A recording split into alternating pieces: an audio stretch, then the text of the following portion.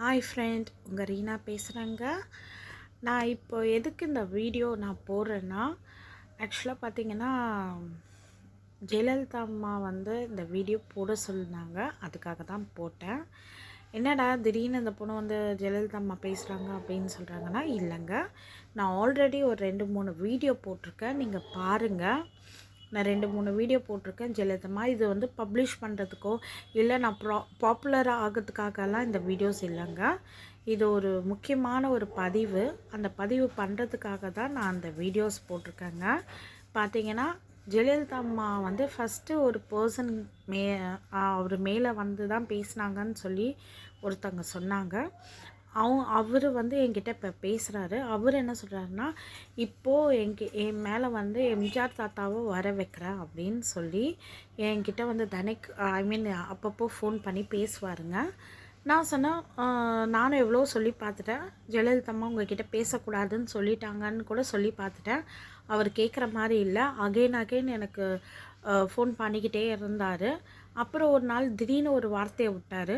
என்னென்னா, உன் மேலே எம்ஜிஆர் தாத்தாவை வர வைப்பேம்மா அப்படின்னு சொன்னார். ஓகே, அப்போது ஜெயலலிதா அம்மா என்கிட்ட சொன்னாங்க, எம்ஜிஆர் தாத்தா வர வைக்கிறேன்றாங்களா, வர வைக்க சொல்லுமா, உன் மேலே பேச சொல்லு, நம்ம அப்போ ஒத்துக்கலாம் அப்படின்னு சொல்லி சொன்னாங்க. ஒரு பொடி வச்சு தான் ஜெயலலிதா அம்மா எனக்கு சொன்னாங்க.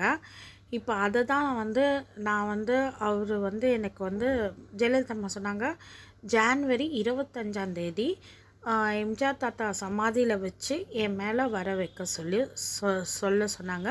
அது அவர்கிட்ட சொன்னேன். இன்றைக்கி எனக்கு அவர் ஒரு 2:52 ஒரு கால் பண்ணார்.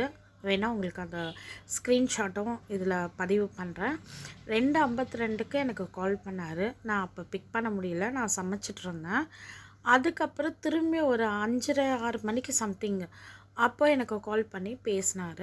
பேசும்போது என்ன சொன்னார்னா, அம்மா நாளைக்கு எம்ஜிஆர் தாத்தா சமாதிக்கு வரீங்களா, நான் அந்த வீடியோவும் ஆடியோவும் நான் உங்களுக்கு அப்டேட் பண்ணுறேன். அவர் 4 நாள் சுதந்திர நாள் வருது, ரிப்பப்ளிக் டே வருது. ஸோ அதனால் ஒரு 4 நாள் கழித்து நம்ம அந்த இது வச்சுக்கலாமா அப்படின்னாங்க.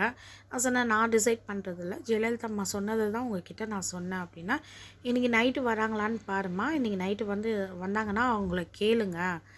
அவங்கள அவங்க இந்த மாதிரி நான் 4 நாள் கழித்து வச்சுக்கலாமான்னு கேளுங்க. நான் சொன்னேன், நான் கேட்டு பார்க்குறேன். ஆனால் அவர் அவங்க சொன்ன டேட்டுக்கு தான் நான் சொல்ல முடியும் அப்படின்னு சொல்லி நான் சொன்னதுக்கு, அப்படின்னா ஓகேம்மா, நாளைக்கு 10 மணிக்கு வாங்க.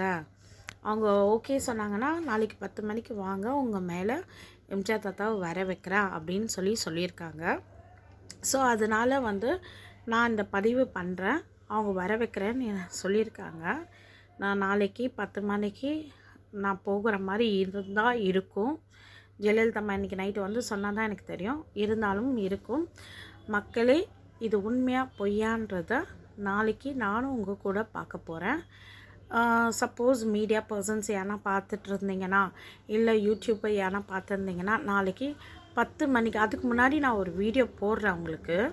நான் போயிட்ட உடனே போகிறேன்னா நான் ஒரு வீடியோ காலையில் போடுறேன். நான் போகிறேன்னு சொல்லி வீடியோ போடுறேன். முடிஞ்சால் மக்களே நீங்கள் எல்லாமே அங்கே வாங்க. இது உண்மையாக பொய்யான்றதை நம்ம அங்கேயே பார்த்துடலாம். சரிங்களா?